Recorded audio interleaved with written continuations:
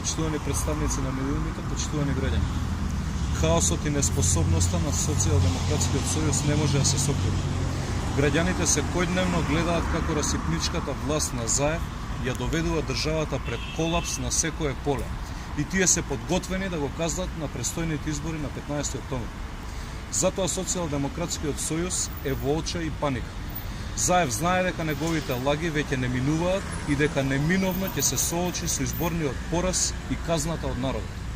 Затоа на Социјалдемократскиот сојуз му треба секаква помош за да го дефокусира вниманието од погубните политики и да креира димна завеса, обидувајќи се да прикаже дека сите се исти. Специјалното јавно обвинителство незаконски повторно се става во функција на Зоран Заев и Социјалдемократскиот сојуз во пресред на изборите.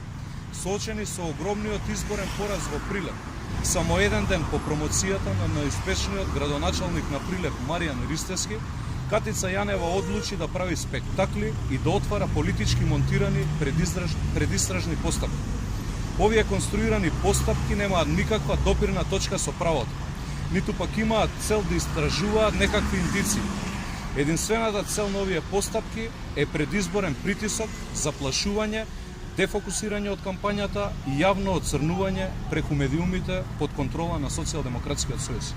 Сега на мета е Прилепскиот пивофест. Очигледно дека се работи за нарачка со цел да го девалвираат настанот на кој присуствуваат десетици илјади луѓе и стана бренд на градот Прилеп, носејќи позитивен имидж и приходи за развој на локалната економија. Пивофест треба да биде уништен, а општината стигматизирана. Доколку имало било каков сомнеш, СЈО можеше да отвори истрагата во рамки на мандатот од 18 месеци кој истече на 30 јуни. Јасно е дека немало ни сомнеш, ниту пак некаква основа за тоа.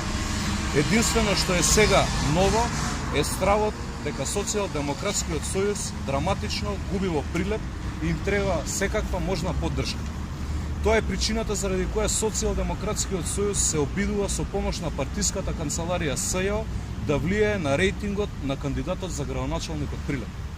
За жал, ова не е прв пат, ниту пак прв случај преку кој СЈО се вмеша во изборниот процес. Надвор од секаква правна логика, со политички конструирани случаи, СЈО покрена постапки против членови на Државната изборна комисија и против суди од Управниот суд. Се надеваат дека и со нивно заплашување ќе успеат да изиграат волјата на граѓаните и да го намалат изборниот пораз на Заев. За среќа, граѓаните во Македонија се мудри. Прилепчани знаат што направи ВМРО ДПМН и Маријан Ристевски за градот. Во Тирс Прилеп започна со работа мултинационалната компанија Гентерм, инвестиција од 20 милиони евра, каде што во моментов работат над 800 работници.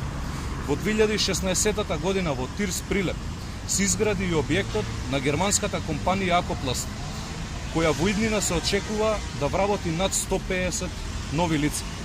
Во 2016 година во општина Прилеп се асфалтирани 12 километри улици. Во 2017 година предвидено е изградба на нови погони на компанијата Гентерм и Акопласт, како и влегување на нови фабрики во Тирс зоната кои ќе овозможат најмалку уште 1000 нови работни места. СЈО се претвори во циркус и представува срам за целокупниот правосуден систем во Република Македонија. Нивниот Зоран Заев и Социјалдемократскиот сојуз нема вечно да бидат на власт. А кога ќе се заминат, ќе се врати правната држава и секој ќе одговара за своите постапки кои се спротивни на законските норми. Граѓаните на 15 октомври, на локалните избори, без разлика на притисоците и манипулациите, ќе го казнат Социјалдемократскиот сојуз и Заев и целосно ќе ги делегитимираат. Ви благодарам.